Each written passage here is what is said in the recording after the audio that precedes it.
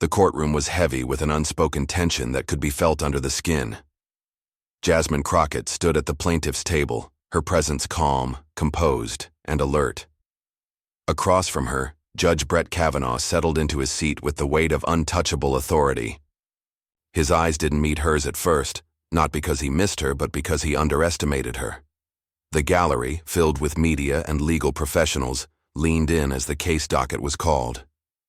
"Ms. Crockett," Kavanaugh said, his tone low and clipped, "try to keep your arguments within the bounds of reality." The murmured laughter from the defense bench, subtle but deliberate, was enough to clarify the power dynamics in play. Jasmine's hands remained still, her eyes steady. "I'll stay within the law, Your Honor," she replied, her voice calm, deliberate, and clear. "That should worry you more." A pause, then silence fell like snowfall, slow, soft, and chilling. Then she placed the first binder on the desk with a solid, measured thud, the sound snapping the room's breath in half. Somewhere in the gallery, a phone clicked to start recording. The proceedings had begun, but the real story had been set into motion the moment Jasmine chose not to flinch. She had walked into this courtroom with more than just legal documents. She carried years of statistics, testimonies, memories, whole lives buried beneath corporate negligence and judicial disregard. This wasn't her first confrontation with systemic dismissal, but it was the most public. The case centered on environmental negligence by Petrostar Industries, who had knowingly contaminated groundwater in predominantly black neighborhoods. Over a period of 14 years, residents developed chronic illnesses. Lawsuits were filed and quietly buried. Internal reports had been ignored. This hearing, Jasmine knew, wasn't just about winning. It was about forcing the system to look at itself. As her case unfolded, she began to weave together not only documents, but people. One name led to another. Patients with liver cancer, infants born with developmental delays, a retired factory worker whose water had turned brown, but whose complaints had been discarded as hysteria. Her tone never wavered, her facts never fumbled. She didn't argue loudly, she argued precisely. Across the courtroom, Judge Kavanaugh listened, but not without visible restraint. His fingers tapped against his gavel like he was itching to use it, not to restore order, but to assert control. In a flashback revealed by narration, a law clerk once warned, "If the plaintiff is a woman of color, keep it procedural. Don't let it get emotional." That memo, once leaked, had cost no one their job, but it had set a precedent. And now that precedent was cracking under Jasmine's weight.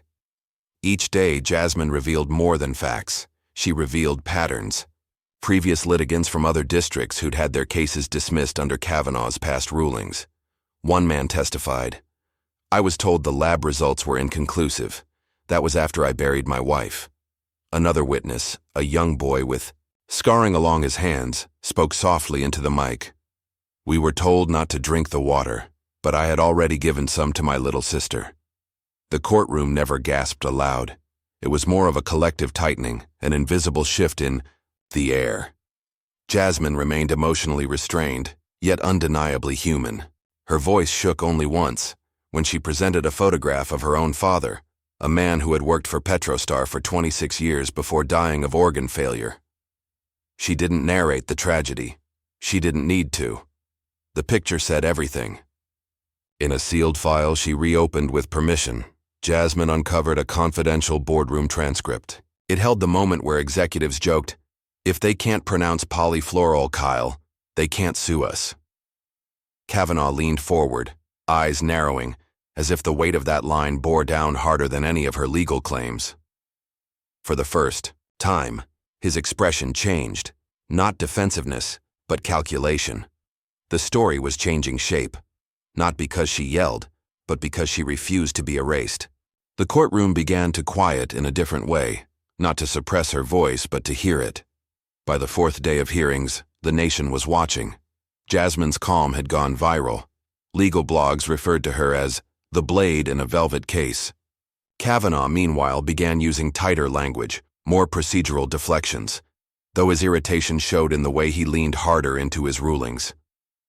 On the final day, Jasmine stood alone at the center.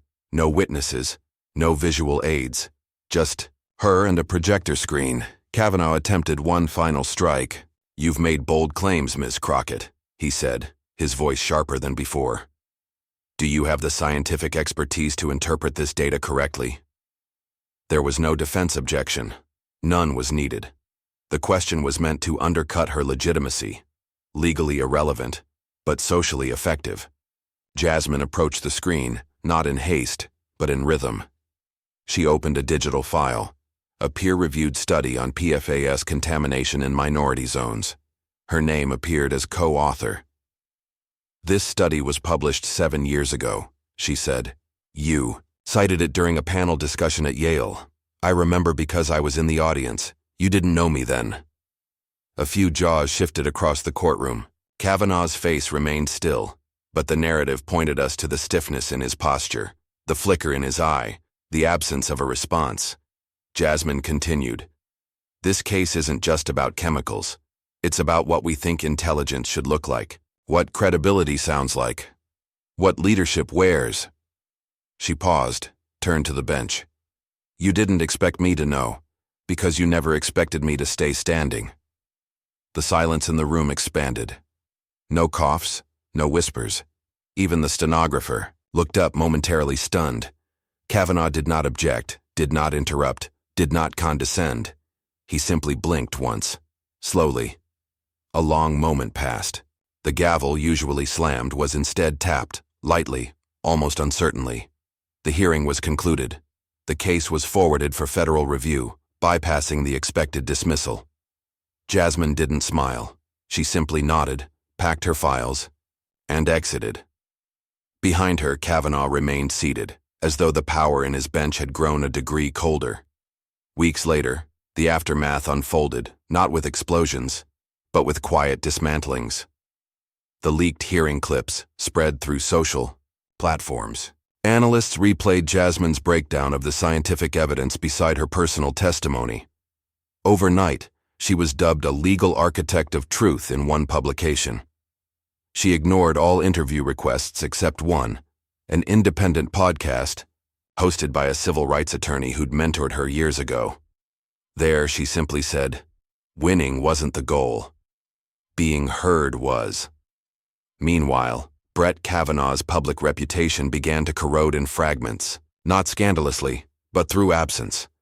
Legal journals criticized his courtroom decorum.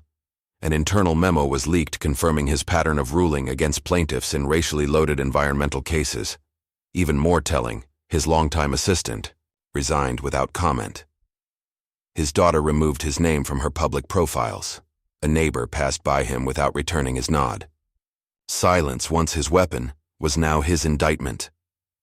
Jasmine returned to Houston quietly. She resumed work at her local legal clinic, where mothers still walked in with eviction notices and teenage boys still got stopped for walking too slowly.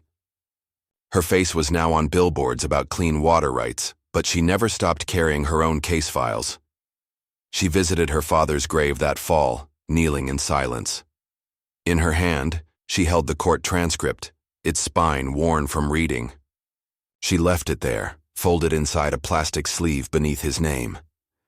"They made me learn the law in their language," she whispered, "but I never forgot yours."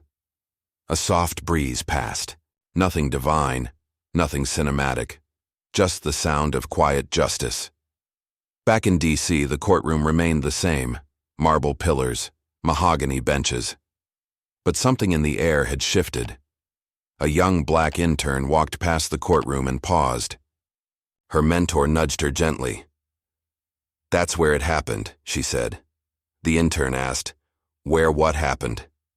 The reply came simply, "She didn't win, but she didn't flinch." The girl looked once more at the empty courtroom, then walked on, a little taller. Change, after all, doesn't shout, it echoes.